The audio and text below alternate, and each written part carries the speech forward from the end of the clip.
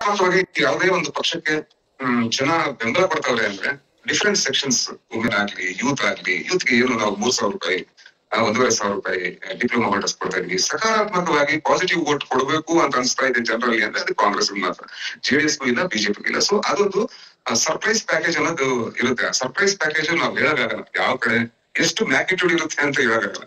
ಒಂದು ಹೆಂಡತಿ ಗಂಡನಿಗೆ ನಾನು ಬಿಜೆಪಿಗೆ ಹಾಕಿನ ಅಂದ್ರೆ ಅಲ್ಲಿ ಹೋದ್ಮೇಲೆ ಅವಳಿಗೆ 2,000 ಬಂದಿರೋದು ಬಂದ್ಬಿಟ್ಟು ಪಟ್ಟಣ ಯಾವ ಕಡೆ ಹೋಗ್ತಾರೆ ಅಂತ ಹೇಳುವಾಗ, ಸೊ ಇದೊಂದು ಸರ್ಪ್ರೈಸ್ ಎಲಿಮೆಂಟ್ ಏನಿದೆ. ಬಹಳಷ್ಟು ವಿಶ್ಲೇಷಕರು ಏನಿದ್ದಾರೆ, ನಾನು ನಮ್ಮ ಈ ದಿನ.com ಅವರ ವಾಸು ಅವರ ಹತ್ರ ನಿನ್ನೆ ಸ್ವಲ್ಪ ಚರ್ಚೆ ಮಾಡಿದೆ. ಏನಪ್ಪಾ ಏನ್ ಅನ್ಸ್ತಾ ಇದೆ ಡಾಕ್ಟರ್ ಅಂತ ಹೇಳಿದ್ರೆ, ನಾವು ಅದೇ ಹೇಳ್ತೇವೆ, ನಾವೇನು ಇದೇನು ಮಾಡಿಲ್ಲ, ಎಕ್ಸಿಟ್ ಪೋಲ್ ಏನ್ ಮಾಡಿಲ್ಲ, ಬಟ್ ಯು ಡೋಂಟ್ ನೋ ಯಾವ side you not able to gauge, but there is an undercurrent ಅಂತ ವೆರಿ ಕ್ಲಾರಿಟಿ ಇಂದ ಹೇಳ್ತಾರೆ.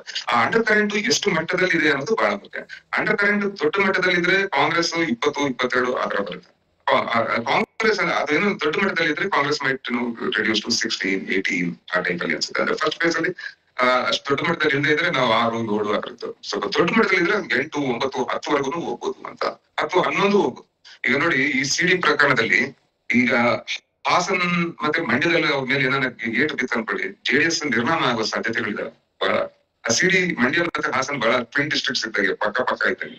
ಸೊ ಆಮೇಲೆ ಅದು ಒಕ್ಕಲಿಗ ಬೇಕು. ಸೊ ಒಂದ್ ರೀತಿಯಲ್ಲಿ ಅದು ಸ್ಪ್ರೆಡ್ ಆಗುತ್ತೆ ಇನ್ಫಾರ್ಮೇಶನ್.